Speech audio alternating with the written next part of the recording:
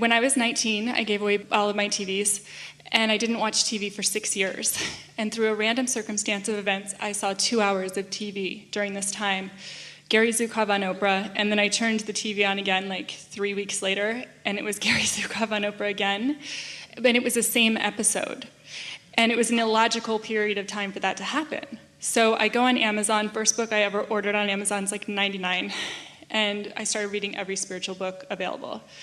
Moved to Sedona in 2002 and was really isolated. So I started looking up all these websites for these spiritual authors, and they were terrible. It's like the worst thing that had ever been produced. So I got A Rocket of Desire. I thought, I want amazing content and writing exercises and audio and video. This is 2002, so this is stuff that didn't exist that much back then. And I was super high and happy. I thought, oh, people would pay for this. So do a subscription portion. I could do Don Miguel Ruiz was #1 on my list, Gary Zukov #2. I had never heard of Jerry Nestor at that time, and Deepak Chopra, and on. And I'm hiking and I'm thinking of these ideas, and they're lighting me up. And then on the third day of the highest high, I realized there was only a couple problems. #1, I didn't know how to build this technology.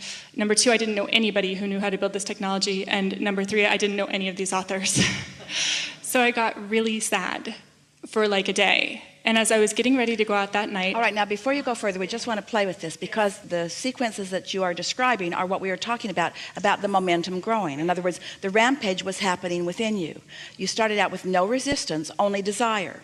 And in the absence of resistance and only desire, it began moving along. And then you brought your rational, reasonable, objective mind into it and introduced resistance to the equation that was already moving along quite well. And then you felt really sad because you were resisting a desire that had already gathered some momentum. You're following that? Yep.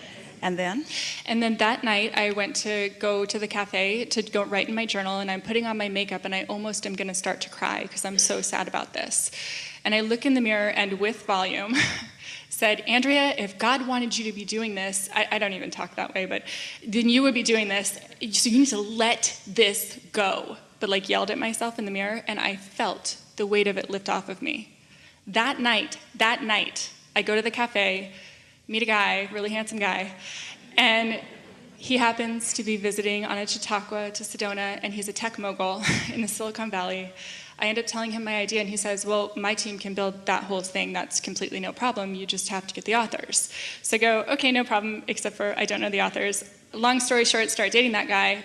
I have other very successful companies. He has very successful companies. We forget all about this idea. He takes a job on the side for fun as a consultant on Arnold Schwarzenegger's campaign. I know this is going somewhere. And so we're at the inauguration, Schwarzenegger's inauguration, and the top political consultant on that campaign comes up to him and says, hey, I have another project for you. And this is a very busy tech guy, but he's like, anything you want.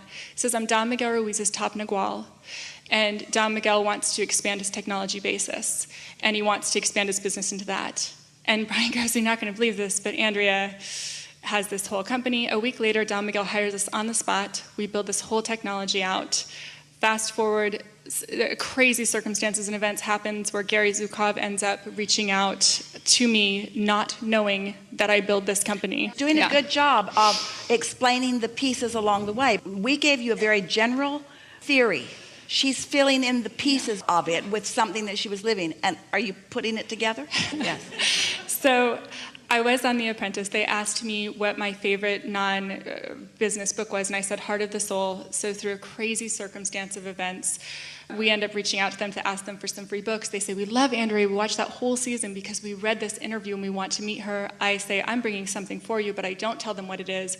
I bring them a whole build out of what their website could be. They hire my company on the spot. They put me on their board of directors. And then they invited me to come with them to Oprah. I went backstage, front row, on Oprah, met her. She personally endorsed our product. She let us use her picture and an essay she wrote on our sales page, and it was the craziest full circle moment of like, oh, when I'm just bipping along and living my happy life, amazing things happen. As they should. That's right. So I do, yes, because the universe has my back. Thank you. And the crazy thing about it was, as I was meditating around. So you never again have any reason to ask how it works, because all of those very simple components were known by you and lived by you and demonstrated by you and received by you and comprehended by you. And isn't a formula a formula? It is. I've been repeating that story over and over to myself on the hikes after I got that download. And another one that's like 30 seconds long.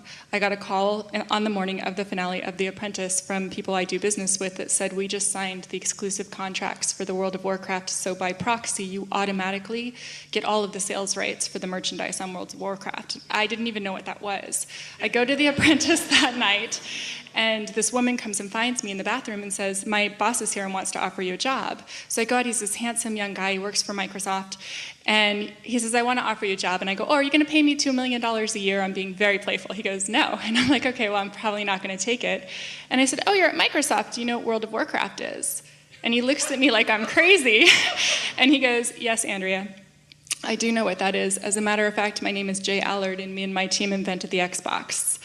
And I don't know who you are or what your magic is, but you need to fly up to Microsoft and meet with us, because I think we might want to give you our sales rights on all Xbox games too, because you got some juju going on that I want a piece of. I am not a gamer. I didn't know anything about gaming. I ended up owning the rights on Minecraft, World of Warcraft, Call of Duty, Walking Dead, The Hobbit, Star Wars, any gaming or geek property that you can imagine. And I just keep telling myself those two stories and going, I am never, ever going to try and make one single thing happen, because it's bigger and better than I could possibly know.